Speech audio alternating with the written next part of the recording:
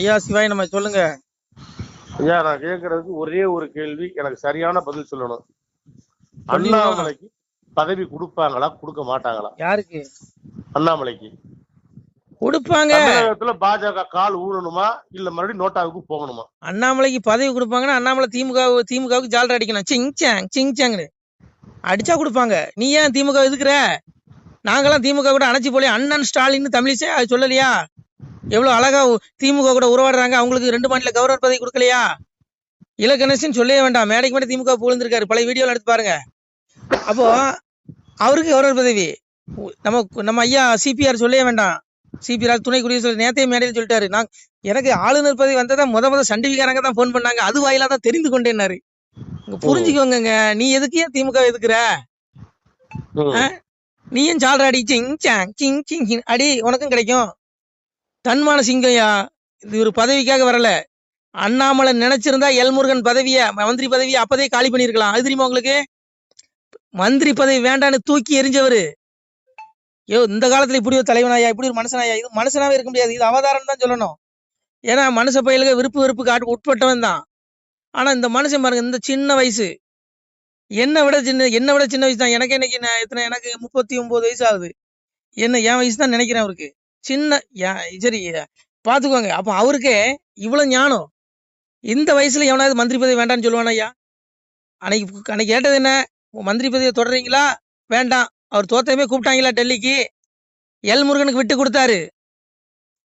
இன்னைக்கு அண்ணாமலை விட்டு கொடுக்கலாம். எல்முருகன் மந்திரியா இருக்க முடியாது. ஆனா இந்த மனுஷனை தோக்கடிக்கிறானுங்க. இந்த மனுஷனை கட்சி விட்டு ஒதுக்குறானுங்க. இந்த கட்சி உருப்படாதியா வயிறுன்னு சொல்றேன். நீ அண்ணாமலை மீண்டும் தலைவராக்கனா இந்த கட்சி மீண்டும் தமிழ்நாட்டில் காலை ஊணும். இல்ல நீ வருகிற தேர்தல்ல மண்ணை கவுவ. நீ ஏற்கனவே யாருக்கெல்லாம் எம்எல்ஏ சீட்டு கொடுத்து அவனுக்கு தான் நீ மீண்டும் கொடுக்க போற. அவன் எல்லாம் மண்ணை கவுவான். எவனும் ஜெயிக்க மாட்டான். எழுதி வச்சுக்கோ. இங்க பாரு, பிஜேபியில எவனும் தியாகி கிடையாது. உண்மையான தியாகி யாரு தெரியுமா? பிஜேபி இருக்க தொண்டர்கள் மட்டும்தான். அண்ணாமலையும் சேர்த்துதான். அண்ணாமலையும் தன்னை தொண்டன்னு தான் சொல்றாரு.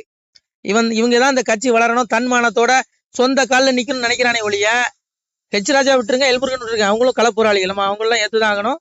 அதனால அவங்களெல்லாம் நான் ஏத்துக்கிறேன். மீதி எல்லாத்தையும் எடுத்துடுங்க. எல்லாம் பதவி ஏறி பிடிச்சவனுங்க. நீ திமுக கூட வேணாலும் கூட்டணி வை, எனக்கு எம்எல்ஏ சீட்டை கொடுத்துரு, நான் ஜெயிக்கணும். இதுதான் இவனுடைய கொள்கை. எவன் கூட கூட்டணி மானங்கட்டு தான் இருக்கும். ஐயா இது என்னய்யா?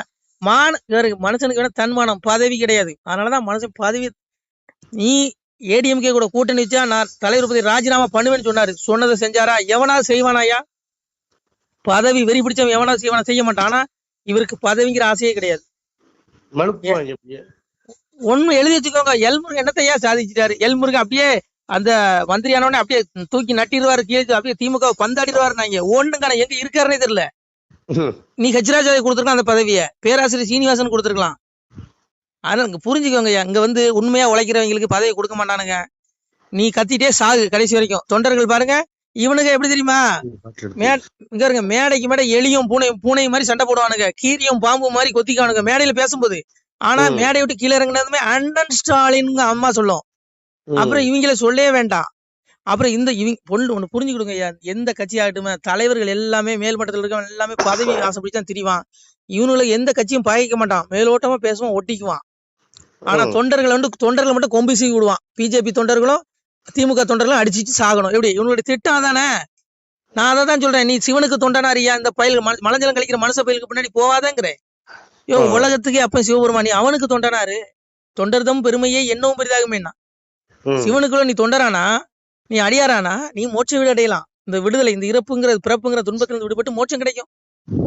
அதை விட்டுட்டு இங்க பாருங்க, இங்க எவனுமே பரமாத்மா கிடையாது, எவனும் தியாகி கிடையாது.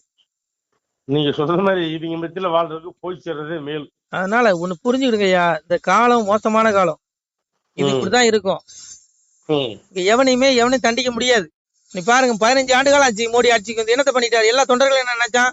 ஐயோ இவர் வந்த உடனே அப்படியே திமுக பந்தாடிடுவாரு, அப்படியே தாண்டம் ஆடிடுவாருன்னா என்னாச்சு? ஆராசா பேசாத பேச்சா மோடிய, கனிமொழி பேசாத பேச்சா? அப்படி அவங்க பேசும்பொழுது பாஜக தொண்டர்களின் ரத்தம் கொதிக்குது. ஆனா பெரிய பெரிய தலைவர் பதவி வாங்கி வச்சிருக்கான் பாருங்க. இவன் எவனாவது திருப்பி பேசவானா? பேச மாட்டான். அதனால ஐயா ஒண்ணு புரிஞ்சுக்கோங்க ஐயா. இங்க பாருங்க, இங்க எல்லாம் பதவிக்காக தான் இருக்கான். கமலாலயத்துல குரூப் பாருங்க, அவன் எந்திரிச்சு போகும்போது சேர் உட்காந்துக்கு நாற்காலியும் பின்னாடி ஒட்டிட்டு போவோம். எல்லாம் பவிக்கால் போட்டு ஒட்டி வச்சிருக்கான். அவன் பதவி காப்பாத்திக்கணும், நல்லா இருக்கணும், அவ்வளவுதான். எவனுக்குமே இந்த கட்சி வழக்குன்னு என்ன இல்லை. அண்ணாமலையோ அண்ணாமலை பாஜக தொண்டர்கள் 1-2 பேர் இருக்காங்க. இவங்களை தவிர எவனுக்குமே அந்த எண்ணம் இல்லைங்க. அதனால இங்க பாருங்க, சாமி வர வேண்டிய காலம் நெருங்கிருச்சு. அண்ணாமலை வந்து நான் சொல்ற மாதிரி அண்ணாமலை ஒருவேளை பரமாத்மாவுடைய அவதாரமா இருக்கலாம். எங்க ஐயா யோகி அவதாரம். ஒருவேளை ஒரு தூதனா கூட இருக்கலாம். ஏன்னா அந்த கலியுகம் அழிஞ்சு தர்மயுகம் வரக்கூடிய நாள் நெருங்கிட்டு. ஏன்னா கலியுகம் அழியும் போது இது போல சம்பவம் சம்பவிக்கிறாரு. ஆட்சியாளர்கள் ஊழல் பண்ணுவான். சாமி தான் சொன்னாரு, பாசாங்கு மந்திரியும் பாவிகளாய் கூசாமல். சாமி சொல்றாரு, நாடு தண்ணியில் ராஜாக்கள் பாவிகளாய் வந்து பாசாங்கு மந்திரியும் பாவிகளாய் கூசாமல் பெண்ணாலும் பொன்னாலும் மண்ணாலும் பேசி நிலக்கரையில் நித்த முடிவார்னா. முன்னோர்கள் உண்டு பண்ணி வைத்த சிவ உட்பொருளை தேடாது கண்டதெல்லாம் தெய்வமான கை எடுப்பாருன்னா சாமி சொன்னான். ஆட்சியாளர்கள் ஒழுக்கம் இல்லாம போயிருவான். மேடைக்கு மேடை மந்திரி பாசாங்கு பண்ணுவான். உங்களுக்கு நாங்க அதை செஞ்சிருவோம் இதை செஞ்சிருவோம் பொய் புரட்டு பேசுவான்னா. எம்பெருமான் சொன்னது நடக்கா இல்லையா? கலியுகம் அழிஞ்சு போகுது. அழியுற நாள் இதெல்லாம் நடக்குது. அண்ணாமலை என்ன பிரதம மந்திரியா இல்ல உள்துறை அமைச்சர் அவங்க மீது நடவடிக்கை எடுக்கிறதுக்கு? அவரு என்ன பாவம், ஒரு அறிக்கை தான் விட முடியும். அதனால அங்க புரிஞ்சுக்கோங்க, பாரு தர்மயுகம் வரப்போகுது. எங்க அப்பன் பரம்பொருள் எந்த ரூபத்துல வேணாலும் இந்த பூமியில அவதரிச்சிருப்பான். நான் சொல்லல, இறைவனை எம்பெருமானை சொல்றான். மாயனோ அன்னைக்கு கலியனுக்கு சாமி சொன்ன புத்தி, மாயனோ உபாயத்தாலே மனுவது போலே ஆகி ஆயனர் குலமும் தோன்றி அவனியில் இருப்பான் கண்டீர். மாயத்தை அறியா நீயும் ஆளவே போக வேண்டாம், நியாயமாய் உரைத்தேன் ஐயா நம்முட அரசு கேட்கும். அன்னைக்கு எம்பெருமான் இறைவன் ஒரு சொரூபம் எடுத்து மனு சொரூபம் எடுத்து கலியனுக்கு புத்தி சொல்றான். கலினீச மன்னனுக்கு இன்னைக்கு இருக்க அரசாங்கம் அந்த மந்திரி இருக்கா பாருங்க, இவங்களுக்கு அண்ணாமலை புத்தி சொல்றான். இந்த அண்ணாமலை புத்தி சொன்ன மாதிரி எனக்கு எங்க அப்பன் பரம்பொருள் கலியனுக்கு, இந்த கலியுகம் துரியனுடைய கடைசி ஆத்மா 7வது பிரிவு கலியனாக பிறந்தா அவனுடைய அரசாங்கம் தான் பூமி ஃபுல்லா நடந்துட்டு இருக்கு. அப்ப கலியனாக அவன் ஆளும்போது அவனுக்கு புத்தி சொல்றான் எங்க அப்பன் பரம்பொருள். டேய் மாயனாக இறைவன் மனுஸ்வரூபம் மனிதனுடைய ரூபத்தில் எங்கு வேண்டாமானாலும் இருந்து இந்த யுகம் ஜோதிக்க இறைவன் வந்திருப்பான். அவனுடைய மாயத்தை அறியாத நீ மாண்டு நரகத்துல போய் விழுந்து செத்துறாதான்னு உனக்கு புத்தி சொல்றான் சாமி. அவன் கேட்டானா கேட்கல. அப்போ அது போலதான் இன்னைக்கு அண்ணாமலை இந்த ஃபைல்னு வெளியிட்டு இந்த மந்திரிகளுக்கு புத்தி சொல்றாரு. டே இதெல்லாம் பாவண்டா, ஆத்ம வாழ்வுதாண்டா நிரந்தரம். இந்த பாவ முட்டை கொண்டு போய் நரகத்துல ஆத்மாவை வீழ்ச்சி அடிச்சிடாங்க, நாசமா போயிடாதீங்க, 84 லட்சம் பிறவி கொடுத்து உங்களை கொண்டு எம்பெருமான் கொள்ளுவான்னு சொல்றான். கேட்க மாட்டான். அதனால விட்டுருங்க ஐயா. அண்ணாமலை வந்து இறைவனுடைய தூதனா கூட இருக்கலாம். ஏன்னா நான் சொல்லல, கல்வி கடவுள் சரஸ்வதி அந்த தாய் வந்து தாளாற்றா. கலியுகத்துல இறைவன் எப்படி வருவானா, சாமி தாய் தாளாற்றா பாருங்க. தார தர தர தாராரு தார தர தர தாராரு உலகம் 14 ஒரு கூடைக்குள் ஒரு சொல் மொழிக்கால வந்தவரு இலகு பிரகாச சுவடு கொண்டு இளங்கும் பதியாள பிறந்தவரு வம்பு கலியுக குளமறுக்க வைந்தர் பதியாள வந்தவரு அம்புக்கணை ஒன்றும் இல்லாமலே அறுக்க வந்தாரோ கலிதனையும் கூட படைகள் துணை இல்லாமலே குறும்பை அடக்க வந்தவரோ சாடத்தலையாரி ஒன்றில்லாமல் சதைக்க வந்தாரோ கலியுகத்தை வாழும் ஆயுதம் எடுக்காமலே வதைக்க வந்தாரோ கலியுகத்தை கோளு பேய்களை கிரகங்களை கொல்ல வரம்பற்ற நாரணனோ காணா கருவான குருமூலமோ கர்த்தன் கர்த்தாதி கடவுள்தானோ தார தர தர தாராரோ தார தர தர தாராரோ. அன்னை கலைவாணி பாடுறா. தாய் கல்வி கடவுள் தாய் சொல்ற இறைவன் எப்படி வருவானா கலியுகத்துல? ஒரு 14 உலகத்தையும் ஒரு குடைக்கு கீழால எம்பெருமான் வருவான். ஒரு சொல் மொழிக்கால இலகு பிரகாச சுவடு கொண்டு, அதாவது எதா தித்ய கதம் தேஜோ ஜகத் பாசி தேசிகளும் சந்திரமசி எச்சாக்கணோ தத் தேஜோதி மாமாங்கிற, அதாவது இறைவன் எப்ப எத்தன்மையானவனா ஒரே நேரத்தில் 1000 சூரியன் உதித்தால் எவ்வளவு வெளிச்சம் கிடைக்குமோ அவ்வளவு அதையும் விட அதிகமான ஒளி பொருந்தியவனா. ஒரு சூரியனுக்கு எவ்வளவு வெளிச்சம்னா இந்த ஒரு சூரியன் நம்ம கண்ணில் பார்க்க முடியாதா? முடியாது. அப்ப 1000 சூரியனை விட அதிகமான ஒளி உடையவனா அப்பேற்பட்ட இறைவன் எங்க அப்பன் பரம்பொருள். எங்க அப்பா இந்த உலகத்துல எப்படி வருவானா? இலகு பிரகாச சுவடு கொண்டு வருவானா. இந்த கலியுகத்தை இருக்க வம்பு கலிக குளம் இருக்க வருவானா.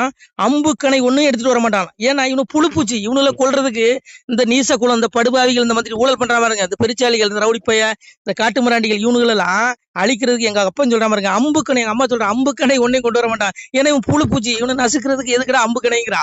அப்புறம் கூட படைகளை கூட்டிட்டு வர மாட்டானா. ஏன்னா இறைவன் ஒவ்வொரு யுகத்திலையும் பாத்தீங்கன்னா கூட படைகளோட வந்தான். சங்கு சக்கரத்தோட வந்தான், பெரிய அந்த சொரூபத்துல வந்தான். அன்னைக்கு சூரனை அழிக்கிறதுக்கு எங்க அப்பன் வேலாயுதத்தை எடுத்துட்டு வந்தான். இப்படி ஒவ்வொரு யுகங்களும் பாத்தீங்கன்னா ராவணனை அழிக்கிறதுக்கு ராமபாணத்தை கொண்டு வந்தான். இப்படி ஒவ்வொரு யுகங்களிலையும் அசுரர்களையும் இந்த இந்த அசுர கூட்டங்களை அழிக்கிறதுக்கு ஆயுதத்தை கொண்டு வந்தான். ஆனா இந்த கலியுகத்துல அப்பா என்ன பண்ணுவானா, ஆயுதமே கொண்டு வர மாட்டானா. அதான் சொல்றாம இருக்க, வாழும் ஆயுதம் எடுக்காமலே வதைக்க வந்தாரு கலியுகத்தை. அப்போ எந்த இதுவே கொண்டு வர தனி மரமா சிங்கிளா ஒரு சாதாரண மனுஷனை போல வருவானா. அப்பா கலைவாணி சொல்றா தாய் சரஸ்வதி. அப்போ அண்ணாமலை பாருங்க, ஒரு மனுஷன் ஒத்த மனுஷன், அவர் பின்னாடி பிஜேபி கட்சி கூட இப்ப எல்லாம் ஓர கட்டிட்டானுங்க. ஆனா அத்தனை ஊழல்வாதி மந்திரிகள் கண்ணுல விரல விட்டு ஆட்டுறான் பாருங்க. சாதாரண மனுஷனால இந்த வேலை செய்ய முடியாதுயா. ஒரு பரபிரம்மம் அண்ணாமலை சாதாரண மனுஷனா இருந்தாலும் கூட எங்க அப்பன் பரமாத்மா, எங்க அப்பன் அவனுக்குள்ள இருந்து வேலை செய்யறான், அண்ணாமலைக்குள்ள இருந்து இந்த வேலை செய்யறான். இல்ல நம்ம எதுக்க முடியாதுயா, புரிஞ்சுக்கோங்க.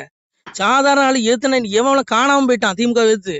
இன்னைக்கு இந்த மனுஷன் ஒரு ஆளு நின்று கூட படைகள் இல்ல, அம்பு ஆயுதங்கள் இல்ல, ஒரு அப்படி தண்ணி வர ஒரு மைக்க பிடிச்சிட்டு கதற விடுறான். அப்போ அன்னைக்கு எங்க தாய் அன்னைக்கு கலியுகம் அழிகிற நாள்ல இந்த பாவிகளுடைய கொட்டத்தை ஆட்டத்தை அடக்கிறதுக்கு இறைவன் மனுச்சுரூபத்துல வருவான் அப்படின்னு கலைவாணி பாடுறா. ஆனா வரும்போது ஆயுதங்களை எடுத்துட்டு வர மாட்டான், கூட படைகளை கூட்டிட்டு வர மாட்டான். ஆனா இவனுங்களை அழிச்சிருவான்னு சொன்னான். நடக்கா இல்லையா? சாமி வந்துட்டாரா இல்லையா? அத்தனை பயில்கள் மட்டும் எத்தனை கோடி ஒண்ணா இருக்கட்டுடா, உன் தூக்கத்தை கெடுத்துட்டானா? நீ தூங்குறியா நிம்மதியா? இல்ல உன்னை தூங்க விட மாட்டான். அதுதான்டா சாமி. அததான் எங்க அப்பன் பரம்பரை சொன்னான். இறப்ப வடிவாய் இருந்து கலிதனையும் பிரம்மமாய் நின்று பக்தி சோதித்தேனாம், எங்கும் இருந்து எரிப்போம் கலிதனையும் சங்கில் இறந்து தான் வளர்ப்பேன் அன்போரேங்க. என் பிள்ளைகள் சாதுக்களை நான் இறப்புக்கு அப்புறம் அவனுக்கு மோட்ச விடு, என்னுடைய நித்திய விடு வைகுண்டத்துக்கு அழைச்சிக்கிறேன். ஆனா இந்த கலிநீச படுவாவிகளை மறைபொருளாக, கண்ணுக்கு புலப்படாத மறைபொருளாக இருந்து இவனுடைய நாள் முடிஞ்சதும் எவனை அனுப்பி அவனை கூப்பிட்டு நடு கேட்கிறேன், நரகத்துல தள்ளி ஆக்கினை தண்டனை கொடுத்த பிறகு இறப்புக்குரிய மண்ணுலகளை 84 லட்சம் பிறவி கொடுத்து இவனை கொன்னு எடுக்கிறேங்க. இவனுங்களா இன்னும் 1000 கோடி 50,000 கோடி வச்சுட்டு போடா, எவ்வளவு நாள்டா உனக்கு? 100 வருஷம் வாழ்ந்துருவா, அவ்வளவுதான். அப்பா கூடுவான், அழைப்பு வரும் அங்க இருந்து. புரியுதா உங்களுக்கு? அதனால பாருங்க, அப்பா அப்படி இல்லது ஒரு பயிலும் தப்ப முடியாது. தேடிக்க அப்பாவ தேடுனா உனக்கு முக்தி. அதனால அங்க பாருங்க, அந்த கலியுகம் இப்படிதான் அழியும். நான் சொல்லல, அப்பா சொல்றான் பாருங்க, அண்ட பகீரண்டம் வெள்ள ஒரு ஆயுதம் வந்திருக்குதடா, அண்ட பகீரண்டம் வெள்ள ஆயுதம் வெடித்ததுண்டால் துண்டு துண்டாய் போய் விடுவீர், துணை உண்டோ உங்களுக்கு? குலத்தை கெடுக்கின்ற கோடாரி காம்பது போல் உங்களுடைய பாவம் உங்களுக்கு சத்துருவாய் இருக்குதடா.